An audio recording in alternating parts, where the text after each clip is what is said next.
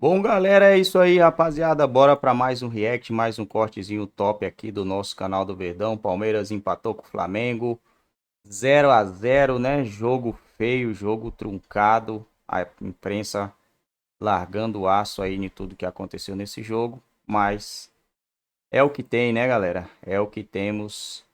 E vamos ver como vai ser esse time do Palmeiras no resto da temporada. Que as 3 primeiras rodadas do Campeonato Brasileiro pegou os times pesados aí e o Palmeiras não Isso muito. conseguiu respirar, né? Não conseguiu fazer jogos legais aí, não conseguiu vencer o Inter, não conseguiu vencer o Flamengo, 2 jogos em casa, venceu o Bahia no suor por pouco ainda o Bahia não consegue, Bahia não, né? O Vitória por pouco, não sai um empate ali, na verdade o Vitória até mereceu um resultadinho ali, né?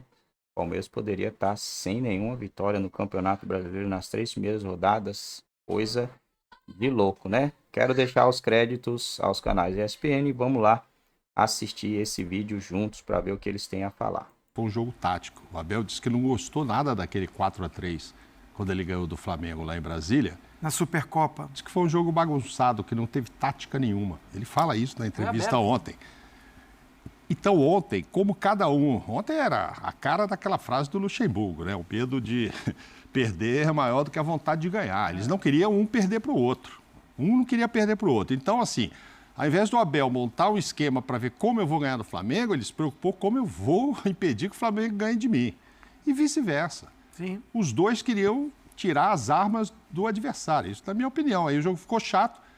Um jogo que teve, estou somando aqui, 37 faltas, 9 cartões amarelos. Sabe quantos chutes o Palmeiras deu no gol? E o Flamengo, 3. Primeiro tempo, 0 do Palmeiras e 1 do Flamengo. Segundo tempo, 2-1 de chutes.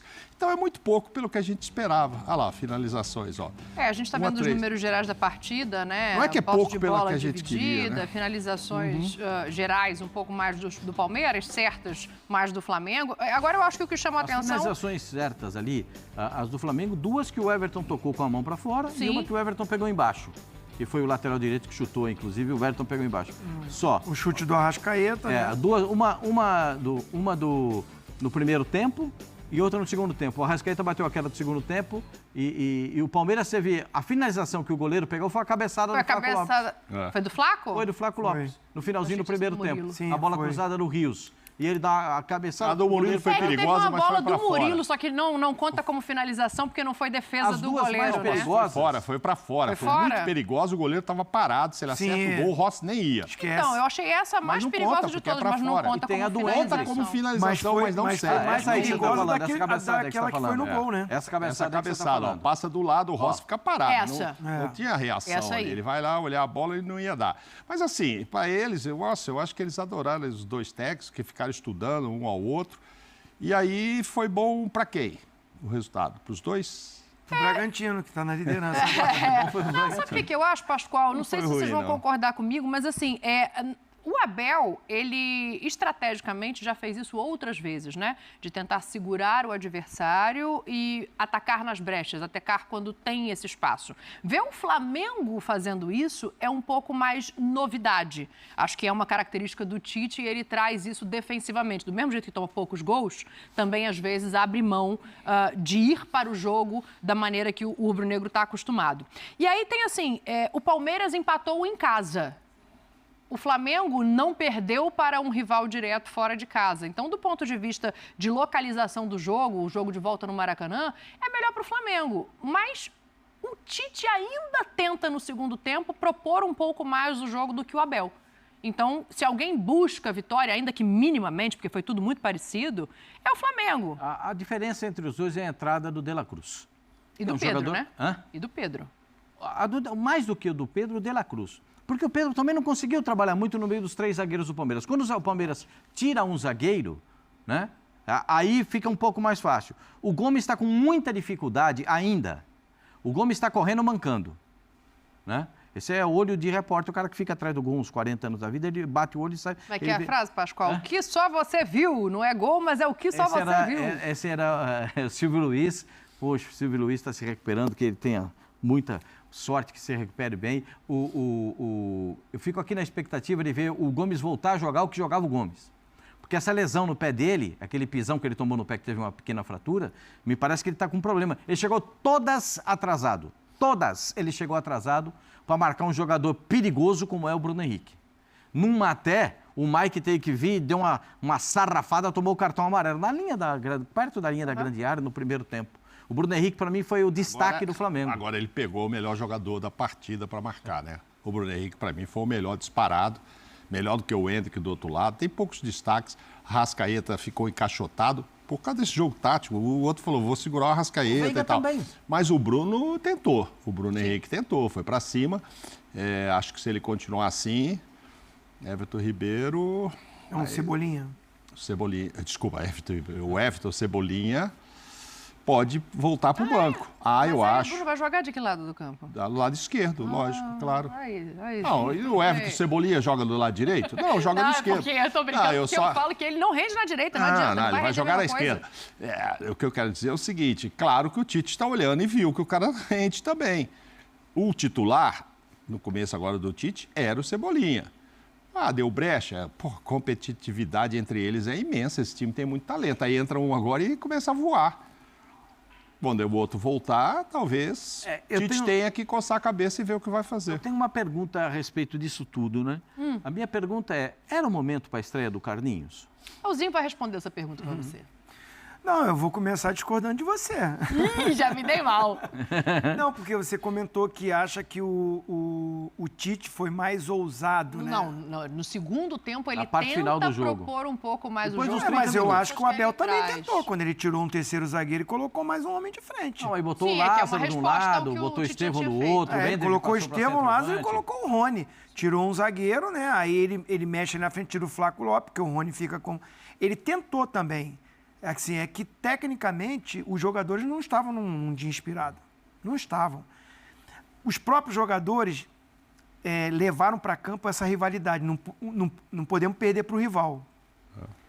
Queira ou não queira, eles têm essa coisa assim, sabe? É a maior rivalidade do Brasil. Os dois times que vão brigar pelos títulos e sabe que com uma derrota nesse jogo, a repercussão é muito, muito maior. Claro. E para o Palmeiras, então, que tinha perdido para o Inter em casa... Estava em casa, Então, assim, o Palmeiras não perder esse jogo era fundamental também. O Flamengo estava fora de casa. Eu acho que assim, o Tite começa esse jogo com os dois volantes de marcação porque ele está nesse rodízio de poupar, de dar mais energia para jogadores num jogo seguinte. A Arrascaeta não joga no Maracanã contra o São Paulo, né?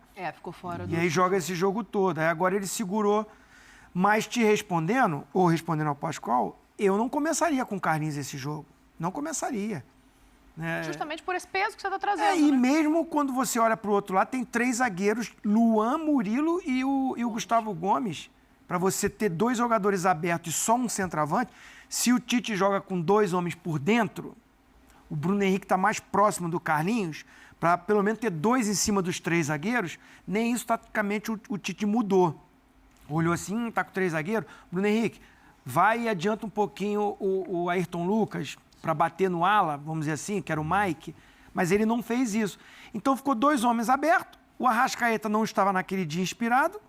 Bem marcado também ali, né? Bem marcado. O Aníbal marca bem. Os caras ficaram em cima dele. Mas eu digo assim, o Carlinhos ficou sozinho, isolado. Sim. Não tinha um cara próximo dele e 3 zagueiros para marcá-lo. Estou aqui como advogado dele mesmo, e ele estreando, ainda ganhando um ritmo, ainda conhecendo os companheiros. Talvez aconteceria isso com o Pedro, talvez. É que o Pedro tem mais recursos, tem mais experiência. Sai da área, exatamente. Volta. Já é o cara campeão de tudo no Flamengo, é outro patamar. Cada jogo um gol, o Pedro E aí você chega no intervalo, já tira, fica aquela coisa assim, foi mal demais na estreia. Não acho não. Fica um peso. Eu não começaria com ele. Mas eu não acho que ele jogou mal, acho que a bola não chegou. Não, ele não jogou, gente. O Flaco Lopes. Não é que ele não jogou mal, não jogou bem, ele não jogou. Não pegou na bola. Teve uma chance, eu acho. O Flaco teve uma cabeçada. Foi uma que conta como defesa do goleiro. O Flaco Lopes não tocou na bola também. Porque os times estavam bem marcados, gente. É esse papo mesmo. Veiga, um não queria deixar o Veiga e o Arrascaeta. outro. A gente pode falar desses 2 caras. Esses 2 caras são talentosos demais. Né? São especiais. Bola parada, a falta, o escanteio, a falta lateral, a falta frontal. Esses caras são especiais. Eles quase não pegaram na bola. Por quê? Porque em todo canto que eles iam, tinha uma sombra. E eles não conseguiam jogar. O Flamengo joga com 2 volantes e um especificamente em cima do Rafael Veiga. Quando o Veiga virava para a esquerda, né? Tava ali o Alan. E o jogo, principalmente no primeiro tempo, na minha visão de jogo, ele ficou de intermediária. A bola não chegou muito dentro da área, no setor essa é a bola deles. do Flávio Lopes, uma bola no primeiro tempo. Mas pouquíssimo, né? O Mauro Naves trouxe pra chance gente ali, ó. um chute no gol Sem do Palmeiras. chance também, né? Uma bola muito... Não estava tão frontal, assim, essa cabeçada. Não foi uma E quando defesa ele sai difícil. dos 2 zagueiros, né? Sabe Ele aquele ganha negócio do do detalhe? Varela Que essa todo bola. era um jogo para ganhar no detalhe. Eles deixaram meio claro isso. Podia ganhar numa bola parada. O Abel cita isso. Tipo, teve a chance no gol do Aníbal, que estava verdade é que claramente ninguém foi pra impedido. vencer. Sim, Como... e do Murilo, né? A cabeçada. Não, e como o Tite também podia ter naquela falta que o De La Cruz bateu, se ele está tão inspirado quanto esteve contra o Atlético Goianiense, aí ganhava no tal do detalhe, que era uma bola parada. Eles apostaram muito nisso. O Rafael Veiga vem mal já há algum tempo. E ontem o Abel contou que a culpa é dele. O Rafael acertou, só errou um passe dos 15 ou 18 que ele deu, mas esses 15 e 18 não foram assistências, foram passes mais laterais, etc. Então não é que ele estivesse errando os passes.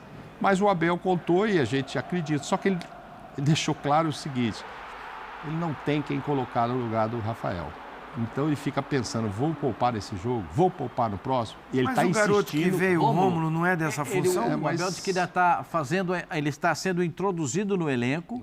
Ele vai começar a participar Mas agora, dos jogos. quando ele tiver bem, vai chegar um que... Mas joga não é Que também joga o que você ali. falou em relação ao Carlinhos. Eu acho que assim, se é pesado para o Carlinhos estar num jogo desse, talvez também fosse para o Rômulo. Porque quer ver uma coisa? Tudo bem, o Veiga não é o mesmo da temporada passada. Sim. Ele tentou fazer o melhor que ele pôde, tem a questão física, mas também tem um Veiga marcado, também tem um Veiga sozinho. Coloca a tela pra gente, por favor. E eu acho que assim, o Arrascaeta do outro lado, no primeiro tempo, também fica ali isolado, também fica sem espaço para O jogar. Aníbal, como só tem um armador o Flamengo, o Aníbal tomou conta dele sorrindo. Pois é, e aí o mesmo acontece com o Veiga do outro lado, porque só tinha ele de criação. Então, olha ali a movimentação dele. Falei que ele Castro, errou no só um campo. passe, ó. Ele tentou 19 e acertou 18. Mas que passes foram esses? Algum que deu assistência e deixou tá alguém ali, na ó, cara? tá ali, não. ó. Entendeu?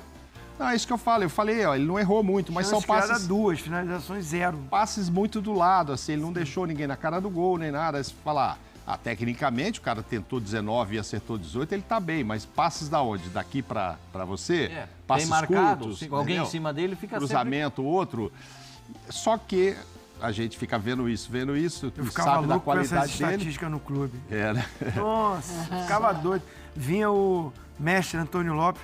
Ô, Zinho, cadeira, hein? Olha aqui, os passes errados seu, olha a porcentagem. Olha aqui, ó, o Mauro Galvão acertou tudo. Aí eu... Onde que o Mauro Galvão tá posicionado, ô professor? Ô, Antônio Lopes. Esse passo foi lá na pro outro defesa, zagueiro. tocando aqui. Mauro Galvão, monstro. Lógico. Mas, pô, assim, o risco de passe errado é muito maior no meio campo, né? Lógico, tá marcado, Você tentar né? um passe ali, muito mais marcação. Então, assim, essas estatísticas, às vezes, eu fico também... Não, claro. Porque em mas tese por os isso números que eu- são bons ali, são né? ótimos, mas por isso que eu digo, a gente tem que observar. Ontem estava no Sport Center e falando com o pessoal que estava lá. Natália, com tava você, principalmente a Natália e o Pedro. Natália, eu falei, Natália, mas eu queria saber como é que foram esses passes, né? Podia ter uma apuração. Ela, na hora, me respondeu, tudo passe curto. Não teve nenhuma assistência. Porque eles Ela estavam muito tinha se marcados, então atentado eles pra tinham isso. que tocar a bola para o lado, assim que chegava a marcação, às vezes dupla, inclusive, né? Exato. E o mesmo aconteceu, eu acho, com o Arrascaeta. O Arrascaeta também ficou meio encaixotado na marcação. Melhorou quando tomou entrou o conta. Dela Cruz, Aí, né? mas aí tinha duas Aí preocupações. quando entra o De La Cruz, duplica a preocupação.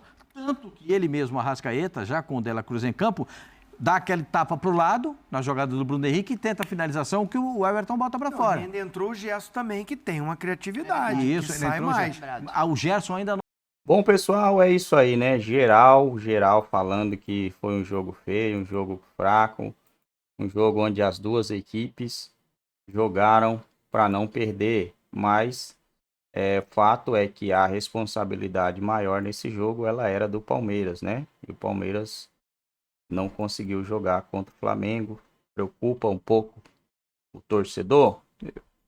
Pode ser, pessoal, pode ser que o torcedor fique um pouco preocupado, porque o Palmeiras não conseguiu desenvolver um futebol convincente aí contra o Flamengo. Mas se a gente for olhar por outro lado, o Palmeiras também não venceu o Flamengo ano passado.